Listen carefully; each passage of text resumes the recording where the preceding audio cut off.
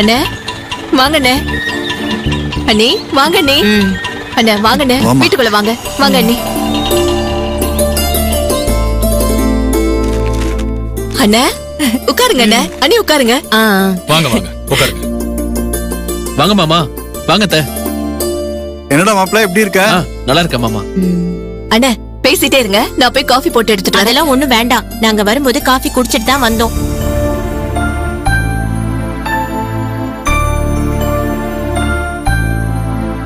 வாங்க மாமா. வாங்க அத்தை. என்ன மதி, உங்க அப்பா உனக்கு நல்ல மாப்பிள்ளைய பாத்துருக்காராமே, உனக்கு மாப்பிள்ளைய ரொம்ப பிடிச்சு போச்சாமே, உண்மையாமா?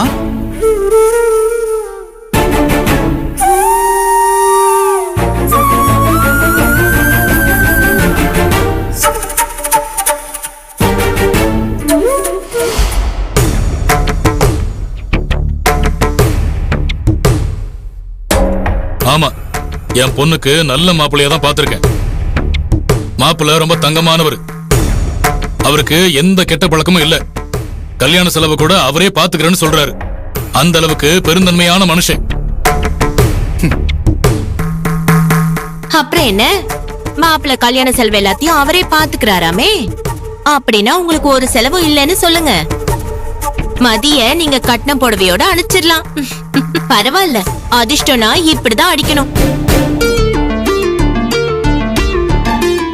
இல்ல இல்ல, அதுக்காக கட்டின புடவையோட அனுப்ப முடியாது. அப்புறம் உங்கள மாதிரி பாக்குறவங்க 4 பேரு 4 விதமா பேச ஆரம்பிச்சிருவாங்க. அதனால நான் பாதி செலவை ஏத்துக்கிறேன்னு சொல்லி மாப்பிள்ளை கிட்ட கட்டாயமா சொல்லிட்டேன். இவங்க 2 பேரு பார்வையும் சரியில்லையே, ஏதோ பொடி வச்சு பேசுற மாதிரியே தெரியுது. சுசிலா, மச்சான பத்தி தெரியாத மாதிரியே பேசுற.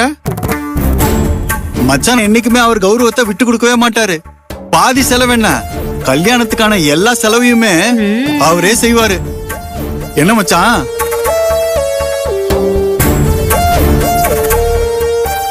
மதியோட கல்யாணம் நெருங்கிட்டு வருது. அதனால அவளோட நகைகளை கொடுத்தீங்கன்னா ரொம்ப நல்லா இருக்கும். நாங்க கூடிய சீக்கிரமே உங்ககிட்ட வாங்கின பணத்தை திருப்பி கொடுத்துடுறோம். என்ன மைத்திலி, மதிக்கு மாப்பிள்ள பாத்திருக்கு, பந்தக்கால் ஃபங்க்ஷன் வச்சிருக்கீங்க, இப்படி எதுக்குமே எங்களுக்கு சொல்லவே இல்ல. இதுதான் நீ உன் அண்ணனுக்கு செய்யற மரியாதையா?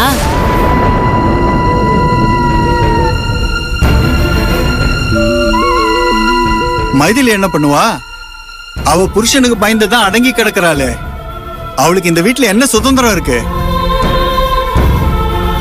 மச்சான் சொல்றதுதான் சட்டம். மச்சானா பார்த்து உங்க அண்ணியும் அண்ணனையும் கூப்பிடுன்னு சொன்னாதான் மைதிலி நம்மள கூப்பிடுவா. ஆமா, நீங்க நகை கொடுத்துட்டு போலன்னு வந்தீங்களா, இல்ல மரியாதை கேட்டு வாங்கிட்டு போலன்னு வந்தீங்களா? ஏங்க என்னங்க வந்தவங்க கிட்ட இப்படி எல்லாம் பேசுறீங்க? இத பாருங்க, உங்ககிட்ட வாங்கின கடனுக்காக நகை கொடுத்து வச்சது உண்மைதான்.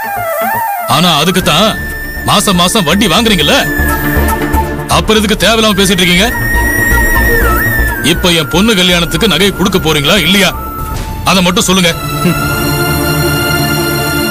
அப்பாவுக்கு கோபம் வந்துருச்சு.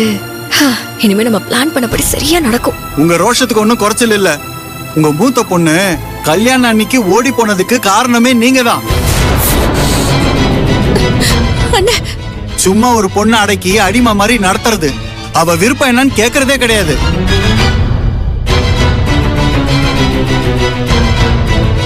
இந்த மாதிரி இருந்தா நம்ம வீட்டு பொண்ணு வாழ்க்கை எப்படி நல்லா இருக்கும்? அவங்க எப்படி நம்ம பேச்ச கேட்பாங்க? போதும், நிறுத்துங்க.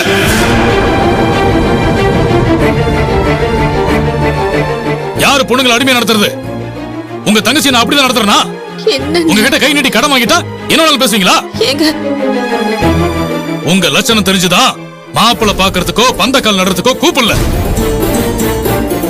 என்னங்க எதுக்குங்க என் அண்ணன் மேல இப்படி கோவப்படுறீங்க? அவரு என்னங்க தப்பா சொல்லிட்டாரு? அவர் நம்ம குடும்பத்து மேல உள்ள அக்கறையில தான் அப்படி பேசுறாரு.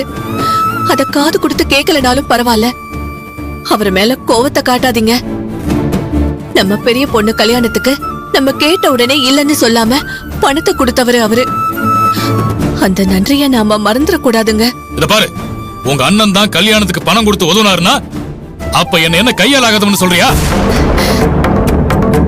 அவங்க பணம் கொடுத்த நேரம் தான் என் பொண்ணு எவனோட ஓடி போயிட்டான். நான் ஒண்ணு சொல்ல வந்தா நீங்க ஒண்ணு புரிஞ்சுக்கிட்டா அதுக்கு நான் என்னங்க பண்ண முடியும்? இங்க பாரு, உன் அண்ணனுக்கு பறிஞ்சு பேசுற மாதிரி இருந்தா அவரோட சேர்ந்து நீயும் வீட்டை விட்டு வெளில போயிரு.